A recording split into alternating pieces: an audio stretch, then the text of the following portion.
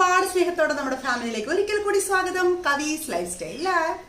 ഇന്നത്തെ നമ്മുടെ വീഡിയോ എന്ന് പറയുന്നത്, ഞാൻ വൈറ്റനിങ്ങിന് വേണ്ടിയിട്ട് ഒരുപാട് വീഡിയോസ് ഇട്ടിട്ടുണ്ട്. എങ്കിലും ഒരുപാട് പേര് വീണ്ടും വീണ്ടും റിക്വസ്റ്റ് ചെയ്യുന്ന ഒരു വീഡിയോ ആണ് നമ്മുടെ ഇന്നത്തെ വീഡിയോ. അതായത് റിങ്കിൾസ് എന്ന് പറയുന്നത് നമുക്ക് മുമ്പേ ഉണ്ടാകുന്ന റിങ്കിൾസ്, അതായത് ഒരു 40-50 വയസ്സ്, 50 വയസ്സ്, ചിലർക്ക് 55 വയസ്സ്, 60 വയസ്സൊക്കെ ആയാലും റിങ്കിൾസ് വളരെ കുറച്ചായിട്ടായി. നല്ലപോലെ സ്കിന്നൊക്കെ കെയർ ചെയ്യുന്നവർക്ക്, അങ്ങനെയൊക്കെ ഉള്ളവർക്കൊക്കെ സ്കിന്നിൽ റിങ്കിൾസ് കുറവായിരിക്കും. പക്ഷെ റിങ്കിൾസ് അധികമായിട്ടുള്ളവർക്ക് നല്ലപോലെ സ്കിൻ മസാജിങ് ചെയ്ത് കൊടുക്കണം. നമ്മൾ ഓൾറെഡി ഒരുപാട് റിങ്കിൾസ് മസാജസ് ഒക്കെ ഇട്ടിട്ടുണ്ട്.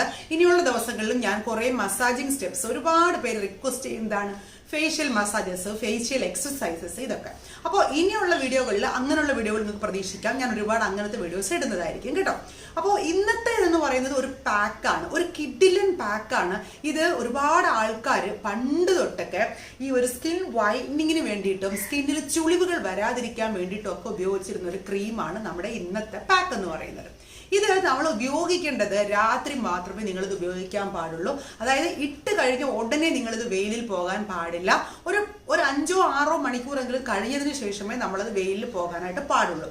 അതുകൊണ്ട് തന്നെയാണ് ഒരു ഈവനിങ് ടൈം, ഒരു നൈറ്റ് ടൈം ഒക്കെയാണ് ബെസ്റ്റ് ടൈം. അപ്പോൾ വെയിലുണ്ടാവില്ല, അപ്പോൾ പെട്ടെന്ന് സ്കിന്നിന് ഡാമേജ് ഉണ്ടാവുകയില്ല അല്ലേ. അപ്പൊ അങ്ങനെയുള്ളൊരു സംഭവമാണിത്. പിന്നെ ഇത് ഉപയോഗിക്കുമ്പോൾ ശ്രദ്ധിക്കേണ്ട ഒരു കാര്യം, നമ്മൾ നല്ല പോലെ, ചിലർക്കൊക്കെ ഓയിലൊന്നും സെറ്റ് ആകത്തില്ലല്ലോ, അങ്ങനെയൊക്കെ ഉള്ളവർക്ക് ഇത് വെച്ച് മസാജിങ് ചെയ്ത് കൊടുക്കുക. അതായത് ഒരു മസാജിങ് ക്രീമായിട്ട് നമുക്ക് യൂസ് ചെയ്യാവുന്നതാണ് ഒന്നാമത്തത്.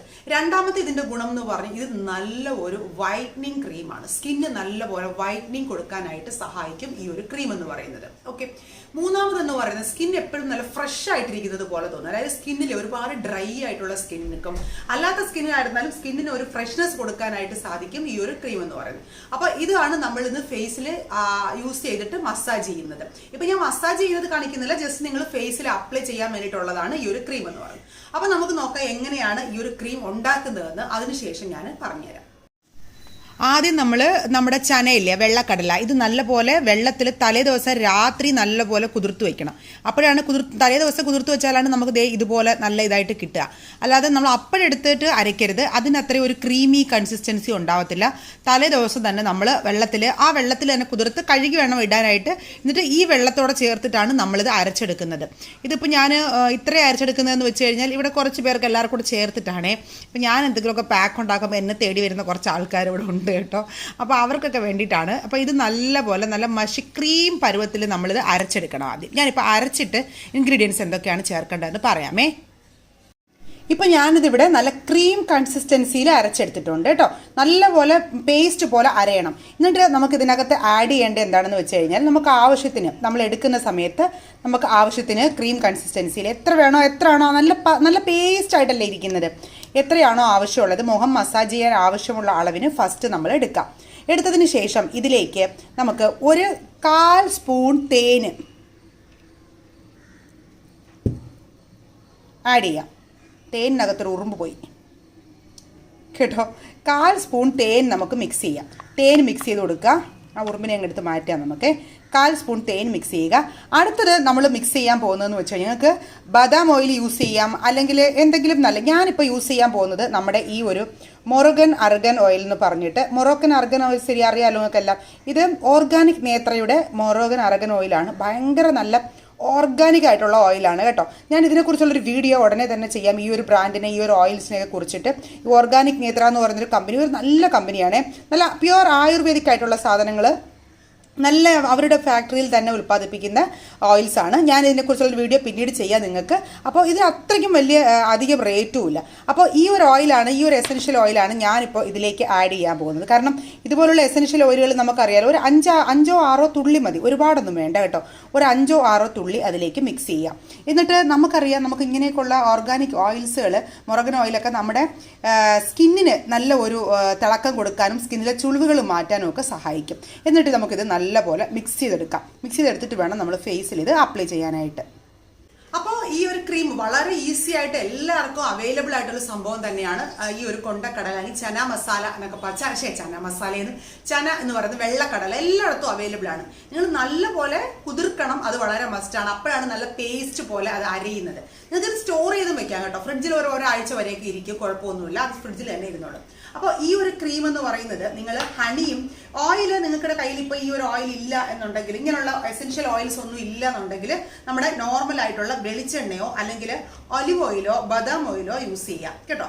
എസെൻഷ്യൽ ഓയിലാകുമ്പോൾ സ്കിന്ന് നല്ല, നമുക്കറിയാമല്ലോ എസെൻഷ്യൽ ഓയിൽ നല്ലൊരു തിളക്കം കൊടുക്കാനായിട്ട് സഹായിക്കും. അപ്പോൾ ഇത് നമ്മൾ ഫേസിൽ അപ്ലൈ ചെയ്യാം. അപ്ലൈ ചെയ്യുമ്പോൾ നിങ്ങൾ ശ്രദ്ധിക്കേണ്ട ഒരു കാര്യം, ഫേസ് നല്ല വൃത്തിയായിട്ട് വാഷ് ചെയ്തിരിക്കണം. സോപ്പൊന്നും കുറച്ച് നാളത്തേക്ക് ഉപയോഗിക്കരുത്. നമ്മുടെ ഹെർബൽ പൗഡറിന്റെ വീഡിയോസ് ഒക്കെ എല്ലാവരും കണ്ടായിരുന്നു. കുറേ പേർക്ക് നമ്മൾ ഹെർബൽ പൗഡറൊക്കെ അയച്ചു കൊടുത്തിട്ടുണ്ട്. നിങ്ങൾക്ക് ആർക്കെങ്കിലും ഇനിയും അറിയാത്തവരുണ്ടെങ്കിൽ, ആർക്കെങ്കിലും വേണമെന്നുണ്ടെങ്കിൽ താഴെ ഞാൻ അതിന്റെ ലിങ്ക് കൊടുത്തേക്കാം. ഒരു വാട്സപ്പ് ഗ്രൂപ്പ് ഉണ്ട്, അതിന്റെ ആ വാട്സപ്പ് ഗ്രൂപ്പിന്റെ ലിങ്ക് താഴെ കൊടുത്തേക്കാം. അതിൽ ജോയിൻ ചെയ്തിട്ട് പറഞ്ഞാൽ മതി, ഡീറ്റെയിൽസ് ഒക്കെ അതിൽ പറയാം കേട്ടോ, താല്പര്യമുള്ളവർ മാത്രം.